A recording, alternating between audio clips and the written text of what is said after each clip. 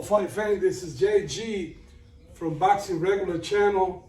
Today we're going to continue with our lesson on the 7 magical punches of boxing.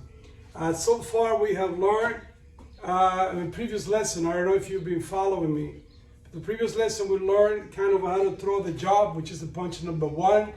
We also rehearse and we practice to throw the punch number 2. In the previous lesson we also talk about how to put the combination 1-2 and to do multiple repetition. It is crucial in any sport of anything in life that you rehearse. That's the only reason when you go, when you're taking classes in school, they ask you, they give you homework assignment.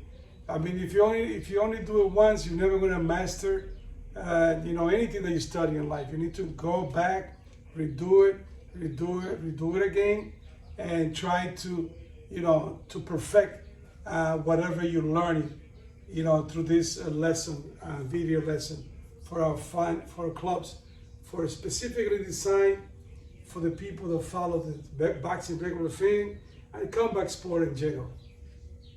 So just to refresh our memory, remember that we talked about punch number 1, which was the jab that we throw.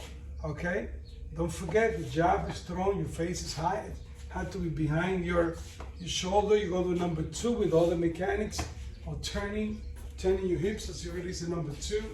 The number 2, okay.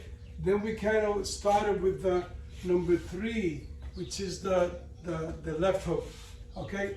Left hook, okay? Left hook. There's 2 types of the hooks, okay? We're not gonna cover in this video. We're gonna talk about this later on in a more advanced class. We have the European hook, okay, which is similar. If you follow boxing, if you know who Triple G is, Triple G, the European hook does like this. It turns at the end, and it turns the hands as it go up. The American hook is this. It's a lot easier to release. You punch in your fist like this, okay? The European, the American. So you mastered both in a more advanced class. Both of them are effective.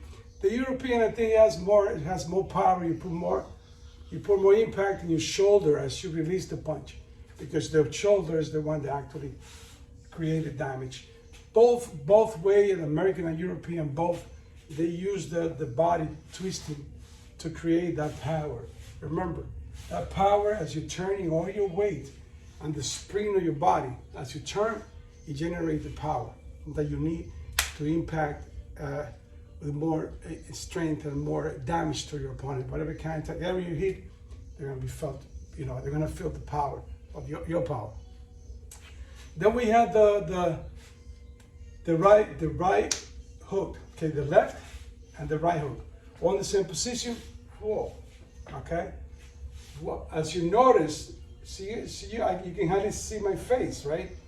Because those punches are designed, as you throw those punches, you have to have a shield to protect yourself when a person's going to be throwing punches back. Because I always said, and I mentioned to my students and everybody that follow me, there's no such thing as being an offensive machine only.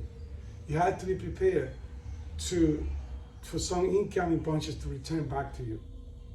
Even if the person has never fought in his life, the person most likely, if you attack the person, even to try to grab you, that's an offense mood as well. If you punch somebody, the person tries to grab or launch at you, the person is in defensive mode, okay?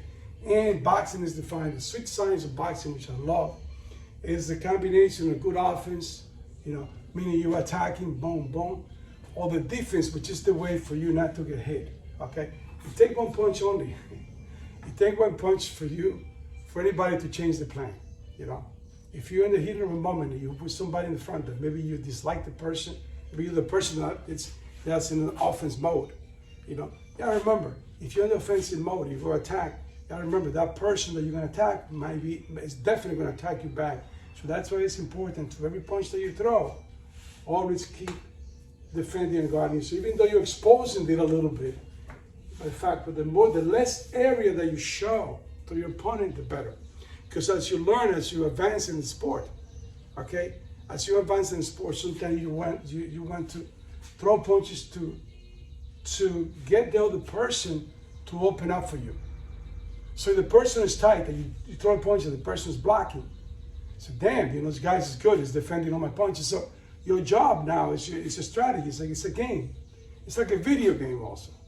You're trying to beat the guy, but if the guy's blocking you, how are you gonna do? Okay? If you keep and say, you know what? Let me throw this, maybe the guy open up and I can see the face and I can counter with a hook. Or I counter with an overhand right. When you see the guy, when you see boxing, or MMA or full contact sport, you see the guy, this is a study, they say that's the first round or two, they're studying each other.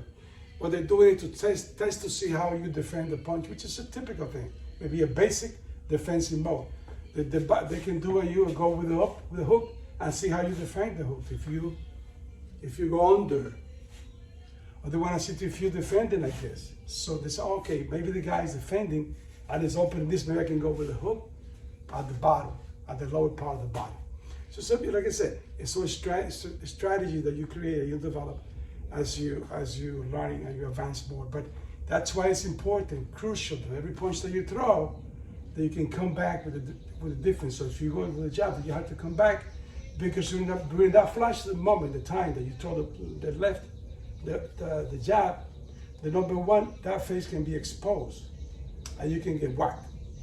So if you throw a jab, you have to come back as fast as possible, or as you might learn in the future, you throw a punch and then you have to move. So you're no longer there. So you throw a jab, you move. So the person who's trying to counter you, you're no longer going to be in the same spot where you throw the punch. That's a good technique to utilize in real life, in real sports, real combat sport.